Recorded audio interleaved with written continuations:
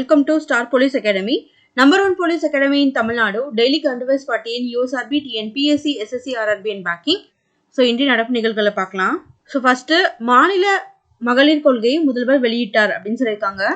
So இந்த கொள்கை அதாவது பாலிசிஸ் எல்லாமே வந்து பார்த்தீங்கன்னா எந்த வருஷம் ரிலீஸ் பண்ணுறாங்க அப்படின்றத நல்லா பார்த்துக்கோங்க. ஸோ உங்களுக்கு இந்த குரூப் 4ல் வந்து இந்த கொஷின் வந்து கண்டிப்பாக கேட்கறதுக்கு வாய்ப்புகள் இருக்குது. ஸோ ஏன்னா ரீசெண்டாக தான் வந்து ரிலீஸ் பண்ணியிருக்காங்க இல்லையா. ஸோ இதுலேருந்து கண்டிப்பாக கொஷின் வர்றதுக்கு வாய்ப்புகள் இருக்குது. ஸோ என்னைக்கு ரிலீஸ் பண்ணாங்க அப்படின்னா நேற்று வந்து ரிலீஸ் பண்ணியிருக்காங்க. ஸோ இது டேட்டோடு தெரிஞ்சு வச்சுக்கோங்க, 21/2/2024. அப்போது மாநில மகளிர் கொள்கையை வந்து சிஎம் அவர்கள் வந்து ரிலீஸ் பண்ணியிருக்காரு. ஸோ இது வந்து எத்தனை வருஷத்துக்கு இருக்கும் அப்படின்னா இந்த பாலிசி 10 வருஷம், அப்படி இல்லைன்னா நெக்ஸ்ட் பாலிசி வர வரைக்குமே இந்த பாலிசியை தான் வந்து ஃபாலோ பண்ணுவாங்க அப்படின்றத சொல்லியிருக்காங்க. ஸோ இது வந்து எதை பேஸ் பண்ணி வந்து இந்த மகளிர் கொள்கையை வந்து உருவாக்கம் பண்ணியிருக்காங்க அப்படின்னா சமூக நீதி, சமத்துவம், பெண்களுக்கு அதிகாரம் அளித்தல், இது பேஸ் பண்ணி தான் வந்து பார்த்தீங்கன்னா இந்த மகளிர் கொள்கையை வந்து உருவாக்கம் பண்ணியிருக்காங்க. நம்ம ஆல்ரெடி சொல்லிட்டோம் 10 வருஷம் இருக்கும், அப்படி இல்லைன்னா நெக்ஸ்ட் பாலிசி வர வரைக்கும் இந்த கொள்கையை வந்து பார்த்தீங்கன்னா கண்டினியூ ஆயிட்டு இருக்கும் அப்படின்றதையும் சொல்லியிருக்காங்க. நெக்ஸ்ட் வந்து பார்த்தீங்கன்னா பெண் குழந்தைகளின் இடைநிற்றல் விகிதத்தை குறைத்தல் உள்ளிட்ட குறிக்கோள்கள் இடம்பெற்றுள்ளன அப்படின்னு சொல்லியிருக்காங்க. ஸோ பாதியிலே வந்து பெண் குழந்தைகள் எல்லாம் வந்து படிக்காம போயிடுவாங்க இல்லையா. ஸோ அதை வந்து தடுத்து நிறுத்தணும் அப்படின்றதையும் பார்த்தீங்கன்னா இவங்களோட இந்த பாலிசியில ஒரு மெயின் எய்மா இருக்கு.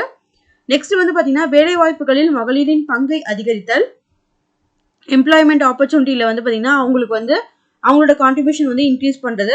அது மட்டும் இல்லாமல் பாதுகாப்பான பணியிடங்களை உறுதி செய்ய கொள்கை, அதாவது அவங்க ஒர்க் பண்ற பிளேஸ் வந்து பார்த்தீங்கன்னா சேஃபா இருக்கா அப்படின்றது. ஸோ சப்போஸ் அவங்களுக்கு ஏதாவது ப்ராப்ளம், அதாவது ஒரு ஹையர் அஃபிஷியல் கூட வந்து அவங்கள வந்து அப்யூஸ் பண்ணுறாங்க அப்படின்னா ஸோ அவங்க வந்து கண்டிப்பாக வந்து அங்கே இருக்க ஒரு கமிட்டி இருப்பாங்க. ஸோ அந்த ஒர்க் பிளேஸ் கமிட்டியில் ஒரு கமிட்டி வந்து அமைச்சிருப்பாங்க. அந்த கமிட்டியில் கண்டிப்பாக ஒரு உமன் வந்து இருக்கணும். ஸோ அவங்க வந்து அவங்களோட குறைய வந்து பார்த்திங்கன்னா அந்த கமிட்டியில் வந்து சொல்லலாம். ஸோ அதுக்கேற்ற மாதிரி அந்த கம்பெனியில் வந்து பார்த்திங்கன்னா அந்த கம்பெனியோ இல்லை வந்து அந்த ஆஃபீஸ்லேயோ வந்து பார்த்திங்கன்னா ஆக்ஷன் வந்து எடுப்பாங்க. சரிங்களா. ஸோ இது வந்து ஞாபகம் வச்சுக்கோங்க. ஸோ இது வந்து விசாகா கைட்லைன்ஸ் பேஸ் பண்ணி தான் இது வந்து கொடுத்துருக்காங்க.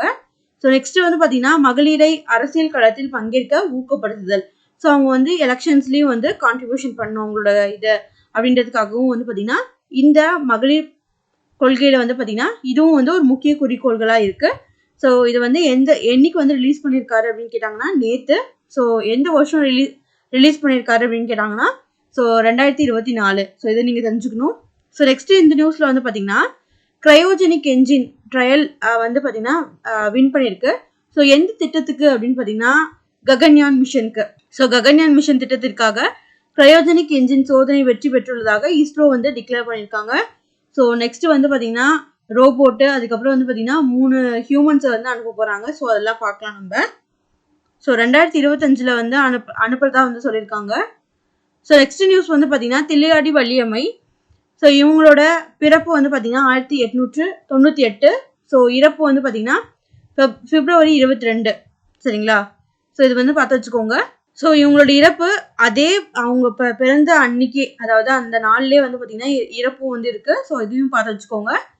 இந்தியாவின் புனித மகள் என்று காந்தியால் அழைக்கப்பட்ட தமிழ் பெண் வள்ளியம்மை தனது 16 வயதிலேயே ஆங்கிலேயர்களுக்கு எதிராக போராடி உயிர் நீத்த முதல் விடுதலை போராளி யாரு அப்படின்னா ஸோ இது வந்து தில்லையாடி வள்ளியம்மை அவர்கள் தான். நெக்ஸ்ட் இந்த நியூஸ்ல நம்ம முக்கியமா பார்க்கறது சென்னை மாநகராட்சியில் ரூபாய் 4464 கோடிக்கு பட்ஜெட் தாக்கல் அப்படின்னு சொல்லியிருக்காங்க. ஸோ இதுல நம்ம முக்கியமா என்ன தெரியணும் அப்படின்னா ஸோ இங்க இது எப்படி வந்து தமிழ்நாடு கவர்மெண்ட்டுக்கு நம்ம ரீசெண்டா பட்ஜெட் பார்த்தோமோ ஸோ அந்த பட்ஜெட்ல வந்து பாத்தீங்கன்னா அரௌண்ட் 49,000 கோடி வந்து பாத்தீங்கன்னா நமக்கு நிதி பற்றாக்குறை இருக்கு அப்படின்றத நம்ம பார்த்திருப்போம். அதே மாதிரி வந்து பார்த்தீங்கன்னா சென்னை மாநகராட்சி அவங்க அதாவது முனிசிபல் கார்பரேஷன் வந்து டிக்ளேர் பண்ணுற அந்த பட்ஜெட்லேயும் பார்த்தீங்கன்னா ஸோ ஃபிஸ்கல் டெபிசிட் வந்து இருக்குது அப்படின்றத சொல்கிறாங்க. ஸோ நிதி பற்றாக்குறை, அதாவது வருவாய் பற்றாக்குறை வந்து இங்கே இருக்குது அப்படின்றத நீங்கள் தெரிஞ்சுக்கணும். ஸோ இங்கே வந்து பார்த்துக்கோங்க. ஸோ அங்கே வந்து நம்ம தமிழ்நாடுக்கு ஓவராலாக ஸோ எவ்வளோ பார்த்தோம்னா 49,000 கோடி பார்த்தோம். இங்கே வந்து பார்த்தீங்கன்னா 262.52 கோடி வந்து இங்கே வந்து பார்த்தீங்கன்னா வருவாய் பற்றாக்குறையாக இருக்குது. சரிங்களா. ஸோ இது வந்து நீங்கள் தெரிஞ்சுக்கணும். ஸோ இது வந்து மேபி கேட்கறதுக்கு வாய்ப்புகள் இருக்குது. ஸோ இதில் வேறு எதுவுமே முக்கியமாக நீங்கள் பார்க்க தேவையில்லை. ஸோ இங்கேயும் வந்து பார்த்தீங்கன்னா வருவாய் பற்றாக்குறை ஏற்பட்டிருக்கு அப்படின்றத நீங்கள் தெரிஞ்சுக்கிட்டீங்கன்னா மட்டுமே போதும். ஸோ நெக்ஸ்ட் இந்த நியூஸ்ல இந்தியாவுடனான கூட்டுறவு ஐரோப்பிய வெளியுறவு கொள்கையின் அடித்தளமாக இருக்க வேண்டும் அப்படின்னு சொல்லியிருக்காரு. யாரு சொல்லியிருக்காரு அப்படின்னு பாத்தீங்கன்னா கிரீஸ் பிரதமர் கிரியகோஸ் மிட்சோடாகிஸ் அப்படின்றவர் தான். ஸோ பார்த்து வச்சுக்கோங்க. இவர் வந்து பாத்தீங்கன்னா இந்தியாவுக்கு வந்திருக்காரு விசிட்க்கு. ஸோ எதுக்காக வந்திருக்காரு அப்படின்னா ரைசினா டயலாக் அப்படின்ற ஒரு கான்ஃபரன்ஸ்ல கலந்துக்கிறதுக்காக தான் வந்திருக்காரு இந்தியாவுக்கு. ஸோ அதை பத்தி தான் இங்க சொல்லியிருக்காங்க. ஸோ இவங்க அதே மாதிரி கிரீஸ் எந்த இடத்துல ஹெல்ப் பண்றாங்க அப்படின்றத நமக்கு சொல்லியிருக்காங்க. India Middle East economic corridor அப்படின்னு சொல்லுவாங்க. ஸோ இங்க பாருங்க. ஸோ இந்தியா மத்திய கிழக்கு ஐரோப்பிய பொருளாதார வழித்தடம், அதாவது IMEC, அதாவது India Middle East economic corridor அப்படின்றதுதான். ஸோ இந்த ஏரியாவுக்கு பாத்தீங்கன்னா இந்த எக்கனாமிக் காரிடார் அமைக்கிறதுக்கு யார் நமக்கு ரொம்பவே ஹெல்ப் பண்றாங்க அப்படின்னா கிரீஸ் ஹெல்ப் பண்றாங்க அப்படின்னு சொல்றாங்க. ஸோ அது மட்டும் இல்லாம இவங்க ரெண்டு பேரும் வேற எதை பத்தி எல்லாம் பேசியிருக்காங்கன்னா இவங்க ரெண்டு பேரும் வேற எதை பத்தி எல்லாம் பேசிட்டு இருக்காங்க அப்படின்னு பாத்தீங்கன்னா ஸோ ரஷ்யா உக்ரைன் வார பத்தியும் பேசிட்டு இருக்காங்க. ஸோ இதை நீங்க தெரிஞ்சுக்கணும். அது மட்டும் இல்லாம ஏசியா பசிபிக்ல இருக்க எல்லா கண்ட்ரிக்கும் பாத்தீங்கன்னா இந்தியா முதன்மையா இருக்கு அப்படின்றத பத்தியும் பேசியிருக்காங்க. இங்க பார்க்கலாம். இந்தோ பசிபிக் பிராந்தியத்தில் பாதுகாப்பு மற்றும் நிலைத்தன்மையை காப்பதுல முக்கிய தூணா எந்த நாடு விளங்குது அப்படின்னா இந்தியா தான் விளங்குது அப்படின்னு சொல்லிட்டு கிரீஸ் பிரதமர் பேசியிருக்காரு. ஸோ பார்த்து வச்சுக்கோங்க. ஸோ இதுல ரொம்ப முக்கியமானதுன்னா கிடையாது. ஸோ என்னதுன்னா 2 நாள் பயணமா இந்தியா வந்திருக்கிறது யாரு அப்படின்னா கிரீஸோட பிரதமர் வந்திருக்காரு. ஸோ என்ன கான்ஃபரன்ஸுக்கு கலந்திருக்காரு அப்படின்னா ரைசினா டயலாக், ரைசினா உரையாடல் அப்படின்னு சொல்லுவாங்க. ஸோ அதுல சீஃப் கெஸ்டா தான் கிரீஸோட பிரதமர் கலந்திருக்காரு. ஸோ நெக்ஸ்ட் இந்த நியூஸ்ல மூத்த வழக்கறிஞர் ஃபாலி நரிமன் மறைவு அப்படின்னு சொல்லியிருக்காங்க. ஸோ பிரதமர் மற்றும் தலைவர்கள் இரங்கல் அப்படின்னு சொல்லியிருக்காங்க. ஸோ நமக்கு இவர் பாத்தீங்கன்னா என்னென்ன பண்ணியிருக்காரு அப்படின்றது நமக்கு தெரியணும். ஸோ இவர் பாத்தீங்கன்னா ஒரு ரங்கூன் அப்படின்னு சொல்ற மியான்மர்ல, அதாவது அந்த காலத்துல பாத்தீங்கன்னா ரங்கூன்னு சொல்லுவோம். இப்போ பிரசன்ட் டே மியான்மர்னு நம்ம சொல்றோம். ஸோ அந்த ஏரியால பிறந்து ஸோ அதுக்கப்புறம் பாத்தீங்கன்னா இந்தியாவுக்கு ஷிஃப்ட் ஆனவங்க. ஸோ இங்க கொடுத்துருக்காங்க பாருங்க. மியான்மர் ரங்கூரின் நகரில் தொழிலதிபர் குடும்பத்துல 1929ஆம் ஆண்டு ஜனவரி 10ஆம் தேதி பிறந்தவர் நரிமன். ஸோ 1942ல ஜப்பானின் படையெடுப்பு காரணமாக அவங்களோட ஃபேமிலி பாத்தீங்கன்னா இந்தியாவுக்கு வந்துருச்சு அப்படின்றத சொல்லியிருக்காங்க. ஸோ இதான் நம்ம சொல்லியிருந்தோம். இவர் பாத்தீங்கன்னா 1950ல பாத்தீங்கன்னா வழக்கறிஞரா பணியை மேற்கொண்டிருக்காரு. ஸோ அது மட்டும் இல்லாம 1972ல உச்ச நீதிமன்றத்துல வழக்கறிஞராகவும் பணியாற்றிருக்காரு. அது மட்டும் இல்லாம அடிஷனல் சாலிசிட்டர் ஜெனரலாவும் ஒர்க் பண்ணியிருக்காரு. ஸோ அதெல்லாமே கொடுத்துருக்காங்க. 1975ல அவசர நிலை பிரகடனம், அதாவது எமர்ஜென்சி டிக்ளேர் பண்ணும்போது இவர் தன்னோட பதவியை ராஜினாமா செஞ்சிடறாரு. ஸோ முக்கியமா இவர் ஒர்க் பண்ண கேசஸ் கொடுத்துருக்காங்க. இங்க நல்லா பாத்துக்கோங்க. சிறுபான்மையினர் கல்வி நிறுவனங்கள் அமைக்கும் உரிமை வழக்கு, முக்கியமா பாத்தீங்கன்னா போபால் விஷவாயு, போபால் டிராஜடி. ஸோ டிசம்பர் 2, 1984ல நடந்திருக்கும். ஸோ அதுல ஒரு முக்கியமான பர்சனா இவர் இருக்காரு. அது மட்டும் இல்லாம முன்னாள் முதல்வர் ஜெயலலிதாவின் சொத்து குவிப்பு வழக்குல இவர் ரொம்ப முக்கியமான பங்கு வகிச்சிருக்காருன்னு சொல்லியிருக்காங்க. உச்ச நீதிமன்றத்தால் ரத்து செய்யப்பட்ட, அதாவது NJAC அப்படின்னு சொல்லுவாங்க, நேஷனல் ஜுடிஷியல் அப்பாயின்மெண்ட்ஸ் கமிட்டி அப்படின்னு சொல்லுவாங்க. ஸோ அதுலயும் பாத்தீங்கன்னா இவரு திறம்பட வாதாடியவர் அப்படின்னு சொல்லியிருக்காங்க. ஸோ அதனால ரொம்ப ரொம்ப முக்கியமான பர்சன், பார்த்து வச்சுக்கோங்க. ஸோ அது மட்டும் இல்லாம பீஷ்ம பிதாமகன் அப்படின்னு சொல்லிட்டு இவருக்கு ஒரு பட்ட பேரும் இருக்கு. சரிங்களா? ஸோ இவரோட நூல்கள் பாத்தீங்கன்னா நினைவுகள் மறைவதற்கு முன், தேசத்தின் நிலை, நெக்ஸ்ட் பாத்தீங்கன்னா இந்தியாவின் சட்ட நடைமுறை பாதுகாக்கப்படுமா, அதுக்கப்புறம் பாத்தீங்கன்னா கடவுளே உச்ச நீதிமன்றத்தை காப்பாற்றுங்கள் அப்படின்ற இந்த புக் எல்லாமே இவர் தான் எழுதியிருக்காரு. ஸோ இவர் பாத்தீங்கன்னா பத்ம பூஷன் அண்ட் பத்ம விபூஷன் அவார்ட்ஸ் வாங்கியிருக்காரு. சரிங்களா? ஸோ இது நீங்க நல்லா தெரிஞ்சுக்கணும். பத்மஸ்ரீ அவார்டு இவருக்கு கிடைக்கல. சோ அது மட்டும் இல்லாம மாநிலங்களவை உறுப்பினராகவும் பாத்தீங்கன்னா இவரு தேர்ந்தெடுக்கப்பட்டிருக்காரு. சோ அவ்வளவுதான் இவரை பத்திய முக்கியமான இது. சோ எல்லாரும் இவருக்கு இரங்கல் தெரிவிச்சிருக்காங்க. சோ பீஷ்ம பிதாமகன் அப்படின்னு அழைக்கிறது யாரு? சோ அவரு ரீசெண்டா இறந்திருக்காரு அப்படின்னு கேட்டாங்கன்னா சோ அது பாத்தீங்கன்னா ஃபாலி நரிமன் அவர்கள் தான். சோ என்னென்ன கேசஸ்ன்னு பாத்துட்டோம், என்னென்ன அவார்ட்ஸ் அவர் வாங்கியிருக்காருன்னு பார்த்தோம். பத்மஸ்ரீயை தவிர மீதி 2 அவார்ட்ஸும் வாங்கியிருக்காரு. சோ இதை நீங்க ஞாபகம் வச்சுக்கணும். சோ நெக்ஸ்ட் பாத்தீங்கன்னா வேளாண் துறைக்கான பட்ஜெட் கடந்த 10 ஆண்டுகளில் 5 மடங்கு உயர்ந்துள்ளது அப்படின்னு சொல்லியிருக்காங்க. வேளாண் கட்டமைப்பு நிதியின் கீழ் 1 லட்சம் கோடி ரூபாய் கடன் வசதி அப்படின்னு சொல்லியிருக்காங்க. அதாவது வேளாண் கட்டமைப்புனா அக்ரிகல்ச்சர் இன்ஃப்ராஸ்ட்ரக்சருக்காக பாத்தீங்கன்னா சோ அமௌண்ட் அலோகேட் பண்ணியிருக்காங்க. சோ அது பாத்தீங்கன்னா 1 லட்சம் கோடி ரூபாயா கடன் வசதியும் கொடுத்திருக்காங்க அப்படின்னு சொல்லியிருக்காங்க.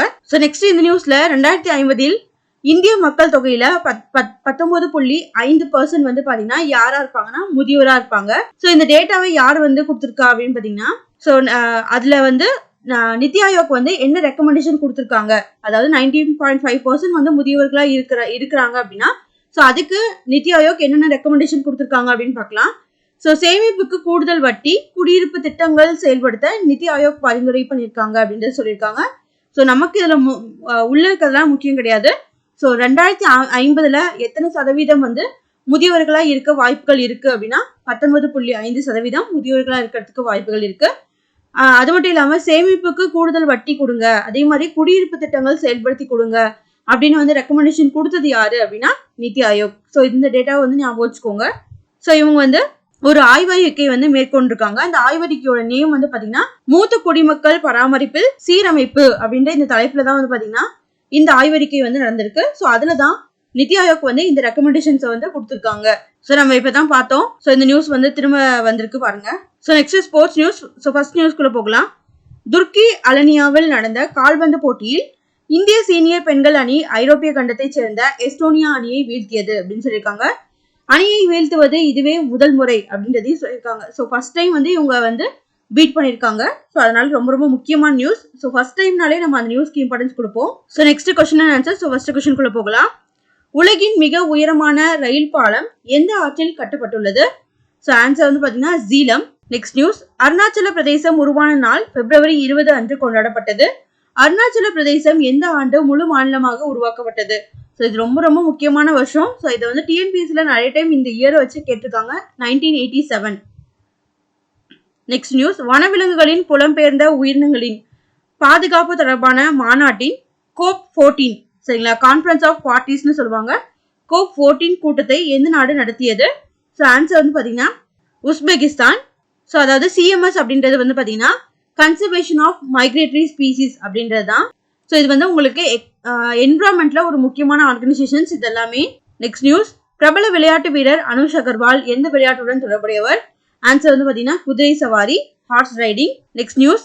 ஆசிய உட்புற தடகள சாம்பியன்ஷிப் 2024 பதக்கப்பட்டியலில் இந்தியாவின் நிலை என்ன அப்படின்னு கேட்டிருக்காங்க. ஆன்சர் வந்து பாத்தீங்கன்னா 5வது நிலை. Next news. சமீபத்தில் பிரதான் மந்திரி உச்சதர் சிக்ஷா அபியான் திட்டத்தின் கீழ் 740 கோடியை எந்த மாநிலம் பெற்றுள்ளது? ஸோ ஆன்சர் வந்து பாத்தீங்கன்னா உத்தரப்பிரதேசம். ஸோ இந்த உச்சதர் சிக்ஷா அபியானை வந்து PM உஷா ஸ்கீம் அப்படின்னு சொல்லுவாங்க. நல்லா ஞாபகம் வச்சுக்கோங்க. Next news. ஆசியான் இந்தியா சரக்கு வர்த்தக ஒப்பந்தத்தின் 3வது கூட்டத்தை நடத்திய நாடு எது? ஸோ ஆன்சர் வந்து பாத்தீங்கன்னா இந்தியா. Next news. முதல் குழந்தை நட்பு காவல் நிலையம் எங்கு திறக்கப்பட்டது? ஸோ முதல் நாளே அந்த நியூஸ்க்கு இம்பார்ட்டன்ஸ் கொடுத்து பார்க்கணும். So first child friendly police station எங்க இருக்கு அப்படின்னா ஸோ மகாராஷ்டிரா. ஸோ இதுவே வந்து பாத்தீங்கன்னா ரீசெண்டா வந்து நம்மளோட கரண்ட் அஃபேர்ஸ்ல குட்டி காப் சரிங்களா, குட்டி KUTTY COP குட்டி காப் அப்படின்ற இந்த இனிஷியேட்டிவ் வந்து எங்க எடுத்தாங்க அப்படின்னு கேட்டாங்கன்னா ஸோ அது வந்து Coimbatore police station. So next news வந்து பாத்தீங்கன்னா தாதா சாஹேப் பால்கே சர்வதேச திரைப்பட விழா விருதுகள் 2024 ஆண்டின் சிறந்த திரைப்படமாக தேர்ந்தெடுக்கப்பட்டுள்ள திரைப்படம் எது? ஸோ ஆன்சர் வந்து பாத்தீங்கன்னா சலார். Next news. சர்வதேச தாய்மொழி தினம் என்று கொண்டாடப்பட்டது? ஸோ ஆன்சர் வந்து பாத்தீங்கன்னா February 21. ஸோ அவ்வளவுதான் இதோட இன்றைய நடப்பு நிகழ்வுகள் நிறைவடைந்தது. நன்றி.